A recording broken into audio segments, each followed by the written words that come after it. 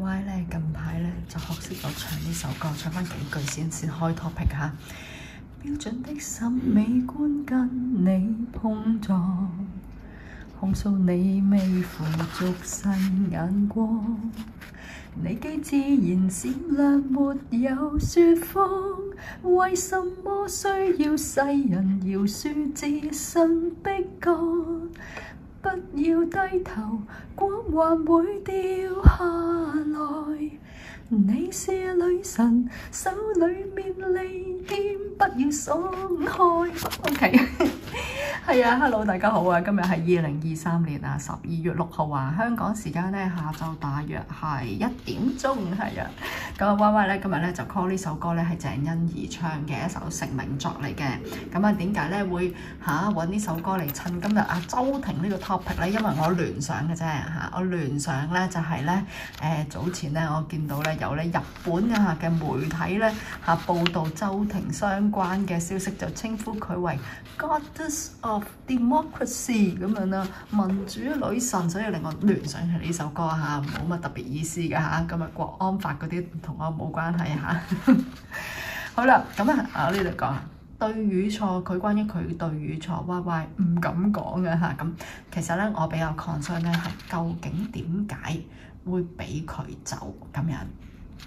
因為咧佢今次咧係正式過關出境，唔係洗頭艇逃走啊，或者唔係俾人夾咗去邊度啊，諸如此類嗰啲咁樣嘅，係正式過關 officially 可以出走得到嘅。咁咧，所以喺我心目中，點解會俾佢走到嘅？點解會俾佢走嘅？邊個俾佢走嘅咧？咁樣啦，好多問號 ，why tell me why 啊嚇咁樣啦。Anyway 咧。如果無論你係鍾意佢或者唔鍾意周庭都好啦，其實都啱聽呢條片嘅，因為咧我喺呢條片嗰度咧就會講一下咧佢嘅八字可唔可以見到佢有一啲囚禁嘅風險嘅咧？過去嘅歷史已經發生咗嘅喺佢身上邊嘅，同佢嘅八字嘅關聯係點樣啦？以及佢嘅我諗有啲人都會關心，鍾意佢又唔鍾意，或者唔鍾意佢都可能咧會關心佢未來會係點樣啦。咁所以我都會講一講佢未來可能以我個睇法會係點樣嘅。咁呢度咧容許揾埋個廣告先，廣告。如果第一次因為呢個周庭呢個 topic 而入咗嚟我 Y Y channel， 第一次睇我啲片嘅朋友嘅話咧，就多謝你哋click 入嚟我個 channel 啦。咁我咧就本身多講啲玄學、術數、風水、八字、命理、奇門遁甲、西洋占星等等相關嘅話題。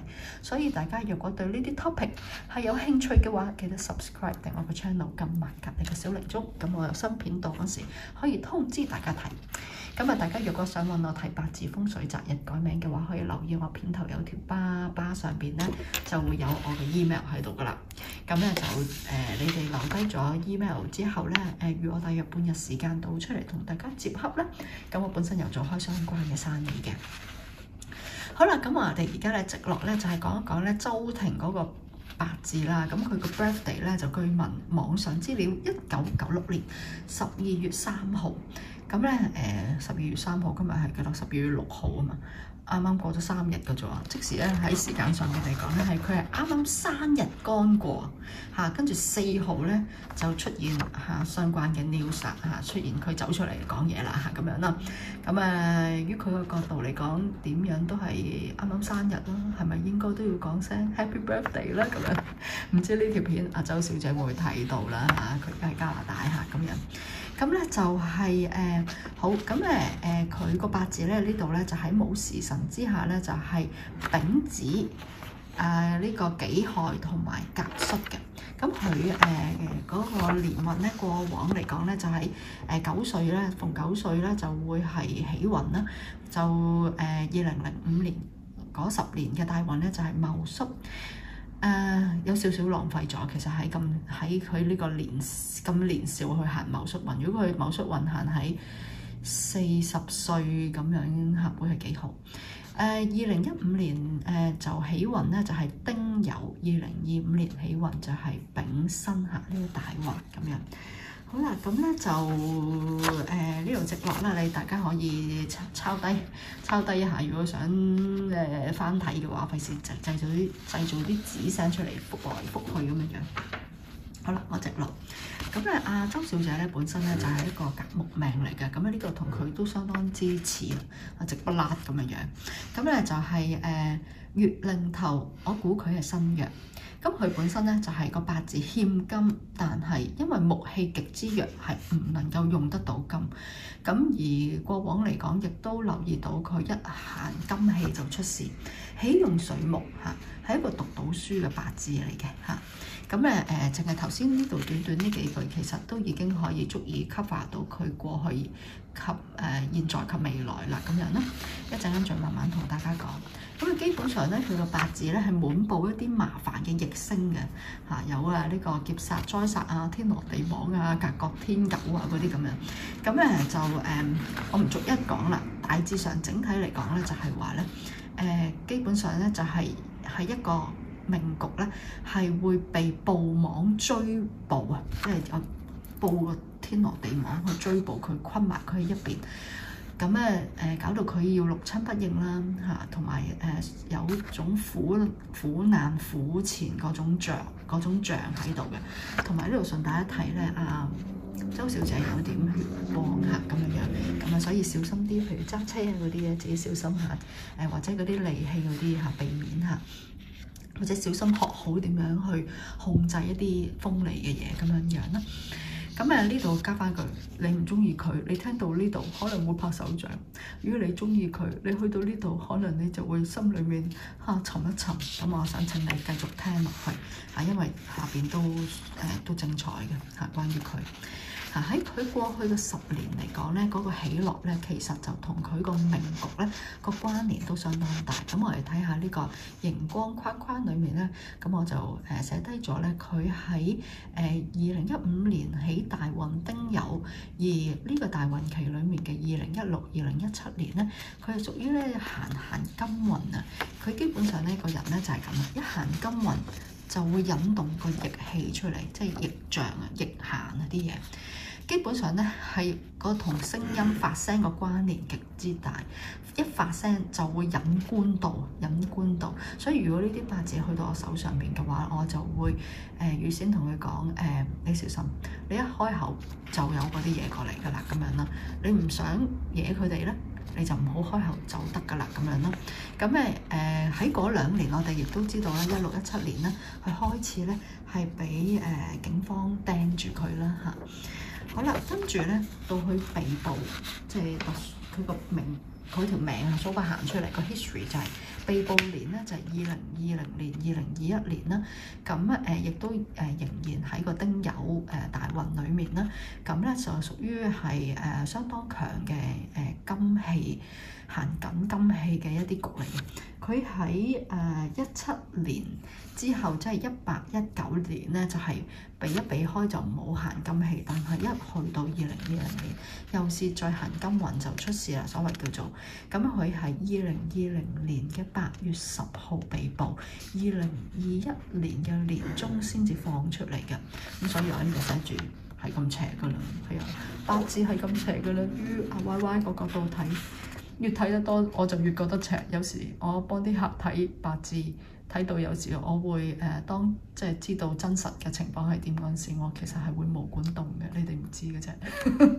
我有時喺度唔係啊話好邪啊咁樣樣。好啦，跟住咧就係即係佢啲邪唔一定係壞事嚟嘅，都係好事嚟嘅嚇咁樣咯。咁好啦，跟住咧就係佢咧就係相對而家咧屬於順行年份啦。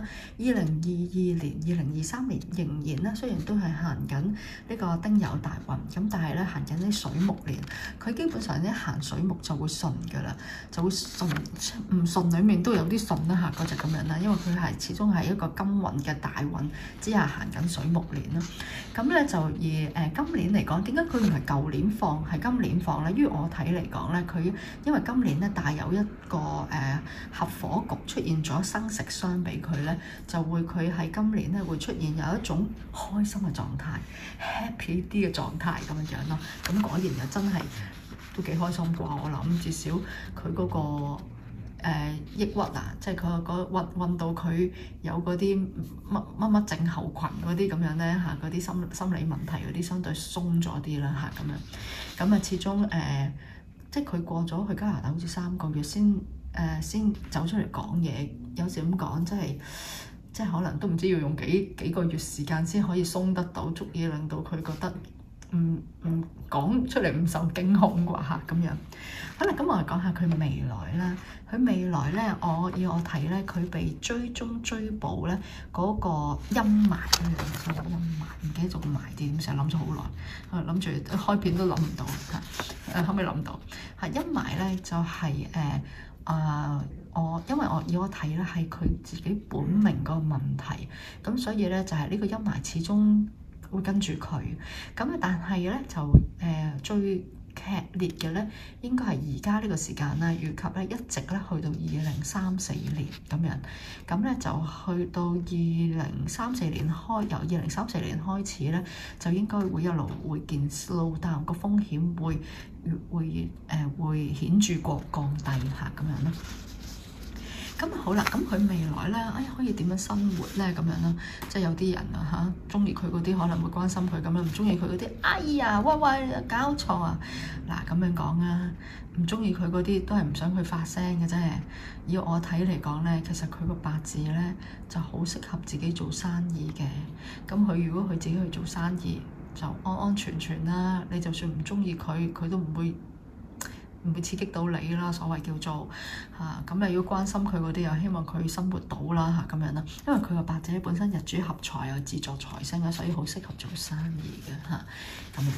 好，咁今日咧就係暫時咁多啦。咁希望大家中意呢條片啦。如果大家覺得呢條片係即係中意嘅，又覺得咧可以協助你身邊有一啲都幾關心阿周庭嘅朋友，咁可以不妨咧share 條片俾佢睇 ，forward 俾佢哋睇啦。咁多謝大家，記得 subscribe channel，撳隔離小鈴鐘喎。咁另外生肖片，我本來諗住今日開生肖片嘅，不過諗下，我都係講一講周庭好啲。咁咧就係下一條生肖片，鼠牛虎兔龍蛇馬咗就羊啦，下一條羊片。我希望睇下後日可唔可以開到嚇。咁多謝大家。鼠牛虎兔龍蛇馬都已經出咗㗎啦，大家可以 refer 翻。哎呀，我忘記咗加多一句啊！我點都應該要幫下警方講翻一句啦。周庭，你要快啲翻香港啊嚇！